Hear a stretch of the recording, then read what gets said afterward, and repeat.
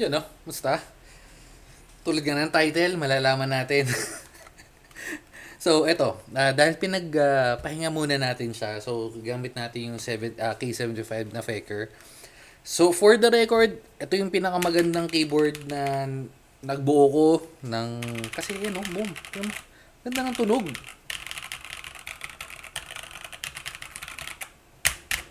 Anyway, so yan nga. Papalitan natin yung ano, yung... Well, hindi naman papalitan. Tetestingin natin dito yung switch diffuser na kung ano man yun. At sana lang 5 pins to.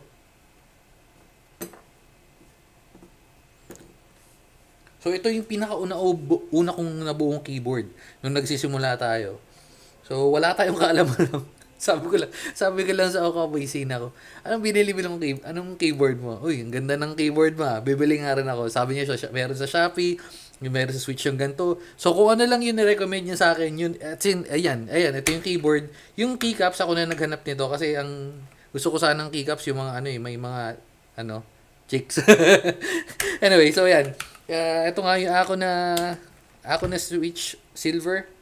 And ito yung Faker K75 Pro, K75 Pro. So, tatry natin yung, nasa na yun? Wait. Uh, okay. At wait lang, nawawala yung ano ko. Ayan.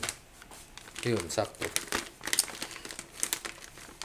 So, para saan ba yung ganito? At may nag-comment sa atin nung nakaraan, kinakabit daw sa Switch. So, paano natin ikakabit yan?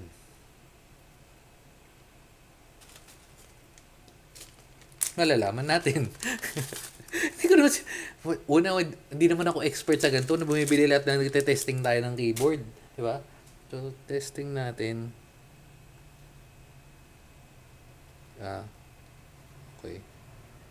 Yun. Yun na yun. Okay. So, mukhang yun na yun. Tanggal pa tayo ng isa para makita natin yung difference.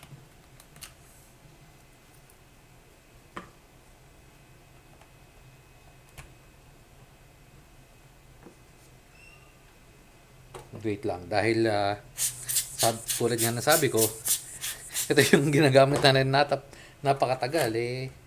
Okay, so ito yung may diffuser. Ito yung wala. Kung ano yung difference. Check natin. Oops. So dito yung wala.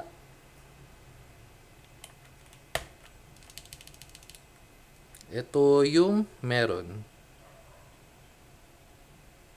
Baliktad. Tama. Okay, on natin.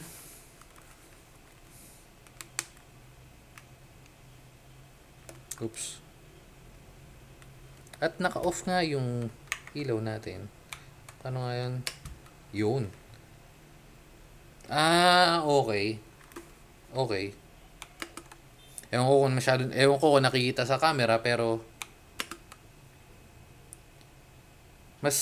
parang mas mailaw to. Ayun oh.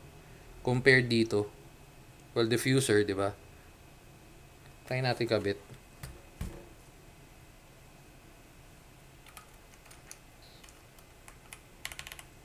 Pero syempre hindi na masyado kita yun pag ganyan, no?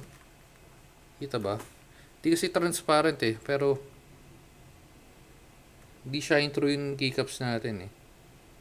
Pero yung nasa J, tapos yung sa K. Pag gaganto keycaps mo, syempre hindi masyado kita, pero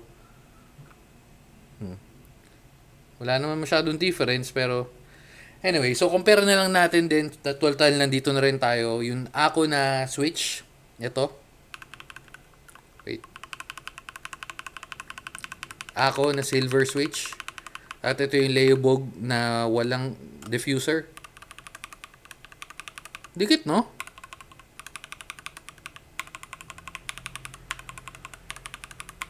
At ito yung meron. So, kung may nagbago ba, kung may diffuser, wala. Dikit, oh. At magkano lang yung Leobog? Parang nasa 12 pesos lang yata itong isa. Okay, so lahat tayo may nalaman pare-parehas. No, yun lang. Enough ko lang. And balik ko na muna yan kasi baka mawala ko yung ano eh. Mawala yung tawag ito. Pero, in fairness okay itong liobog. Liobog. Diba? Digit siya sa ako. Talaga. Pero kasi nung tinetesting ko siya nung Switch lang, parang di ako masyado convinced pero narinig nyo naman, di ba? You know, parang silver. Again, magic word or keyword doon is parang, pero hindi talaga. Pero ayun halos, ayun kahit yung pagpindot, promise. Sige, check natin price difference habang sa recording na to. So, yung check natin yung silver is wait. Silver. Ay, sorry. Solver. Okay. So, ito yung mga nabili natin dati. So, nagre-range siya ng 600. 699. Una kong bili ito. Again, ito yung una natin. Wait lang. Check nyo kung gaano katagal to, men. Last year, October. So, isang taon na mahigit. Isang taon mahigit na to. So, isang taon na tayo nagganto. Di ko na sinabi exact. Isang taon na nag-video na ako. Pero, yan, October 13. Na-order 2022 na delivered 2 days after, and then price nun is $699, and after like yan, cover ko na lang kasi nandiyan yung address, di nakikita pero umorder ulit ako nung February, March, April, May May 11, 675. So dito tayo magbe-base. So up until now 675 pa rin yung presyo niya for 45 pieces. So lumalabas na, compute natin, 675 divided by 45, so 15 pesos isa. Mura lang pala. Pero yung liobog, saan na yun? Oops. Liobog at yan. Okay. So, onti lang difference kaya pala. Okay. Wala lang pero okay, wala kasing 45 pieces pero iano na lang natin 30 pieces is 366. So, hindi, sabihin na natin yung mas mura kasi 70, sabihin na natin 70 pieces.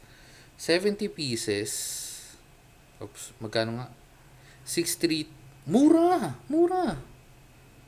633 divided by 70. Oh, halos dobleng presyo yun. So, yun.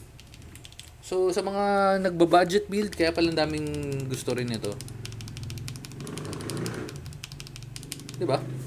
Wala lang, na-amaze lang din ako dahil bili tayo ng bili nun. Pero yun ang ganda ng ano. So, kung may mga makikita pa tayong liubog na switches sa malamang at itatry natin yung kasi wala, ang ganda niya eh. Anyway. So, balik na natin yung diffuser. Di ko natatanggalin. Ayan na natin yan dyan. Same dito. Pahinga na muna kayo. Gagawa tayo ng keyboard para dito. So, hanapan natin yung tumatagos na ilaw para mas ramdam yung pag-diffuse ng ilaw, no? Ayun lang. So, papagpahingahin muna ulit natin yung keyboard natin na to dahil sipin nyo, 1 taon na siya. Happy birthday sa keyboard na to, no? Ayun lang. Sige na. Bye-bye. And boom. Babu.